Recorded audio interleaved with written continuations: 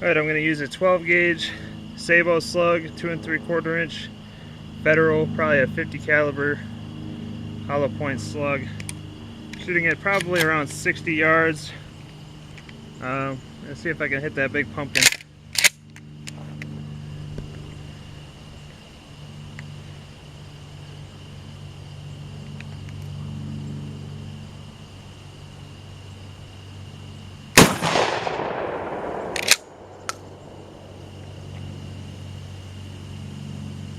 I think I might have just missed it. Try it again.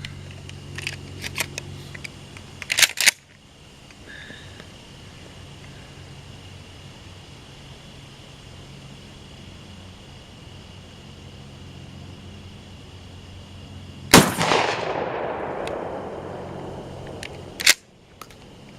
think I'm hitting high. I try to aim low once.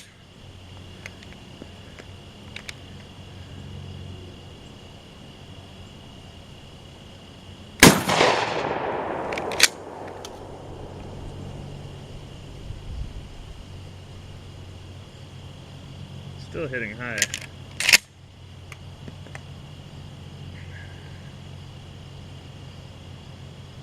That was it. So I gotta aim probably about, let's see what it is, probably almost 1.5 feet low and over to the left a bit.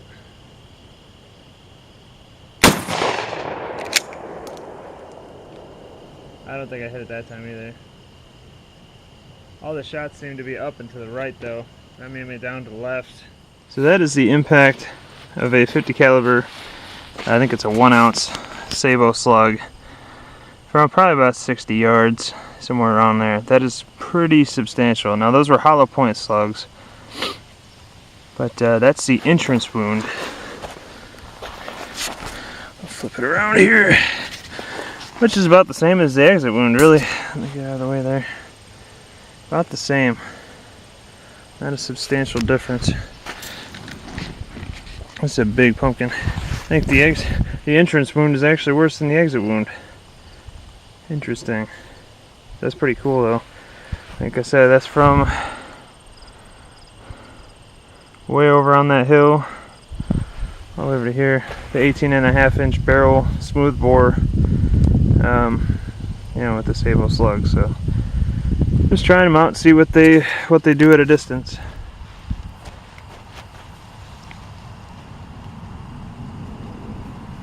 Alright, first we're going to test out a Sabo slug on the steel plate there, and then we are going to annihilate some pumpkins.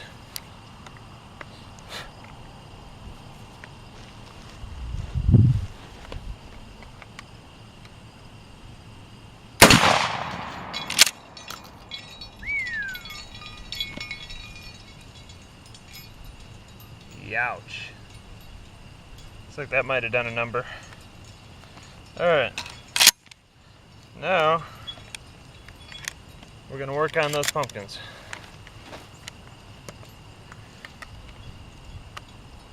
I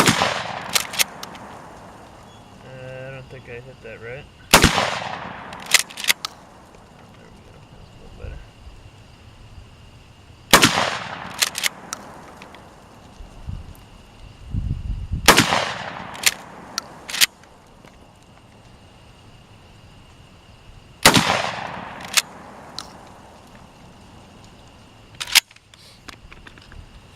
Let's pump a couple of slugs into those bastards.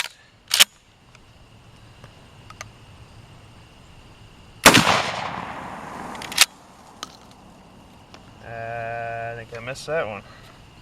These things are tricky. They don't seem to hit where you think they're gonna hit.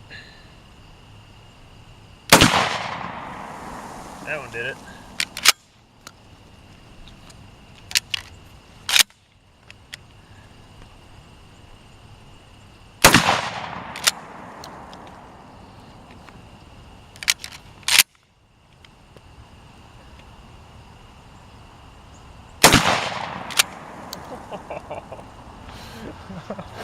Yeah.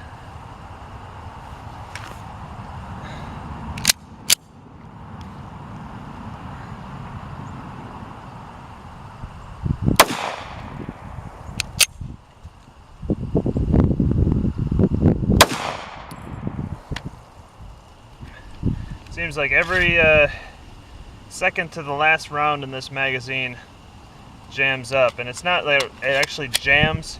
The second round pulls the last round forward just enough to activate the slide stop, so it does not.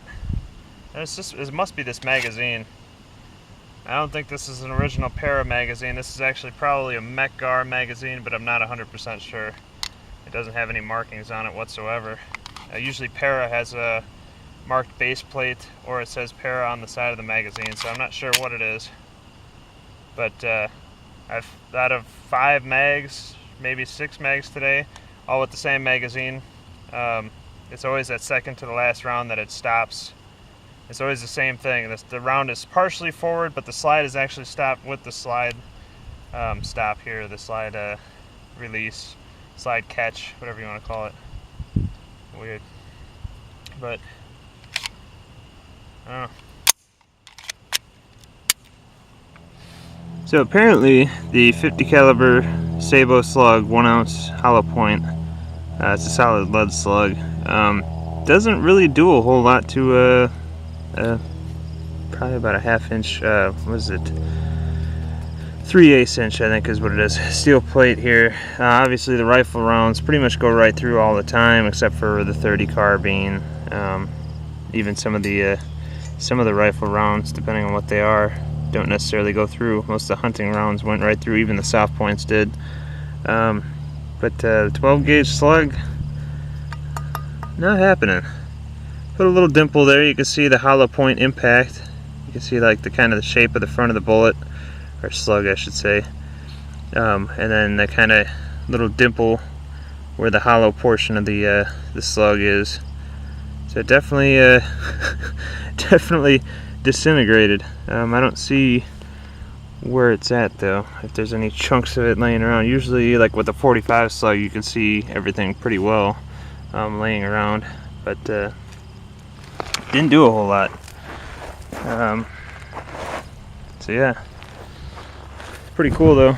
Sure laid a smackdown on it. Alright, as you can see, the buckshot did its work. It did hit a little high, a little higher than I thought it was going to, but it did, you know, do some pretty nasty damage there. Obviously the exit wounds on the other side. It works.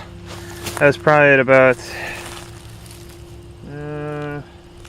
maybe 20-25 yards, somewhere around there.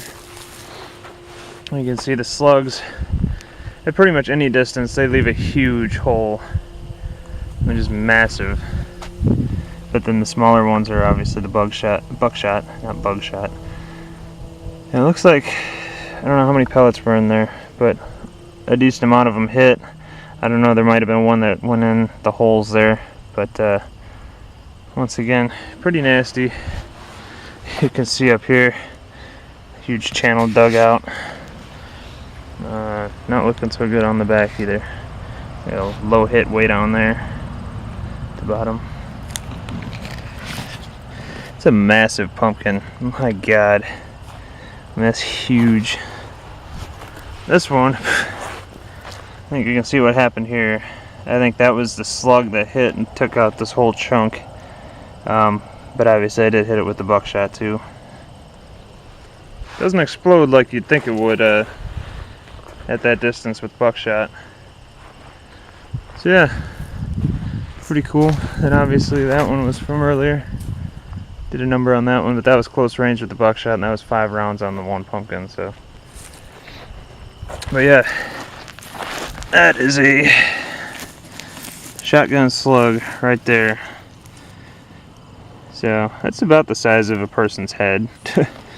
That's probably pretty much the same content, really.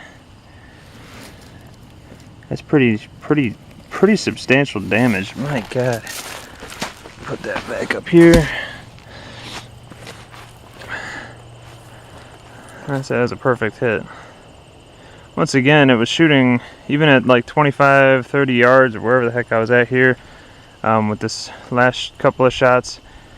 It seemed like it still shot quite a bit high. So I was still aiming probably almost a foot below. Like it is substantial.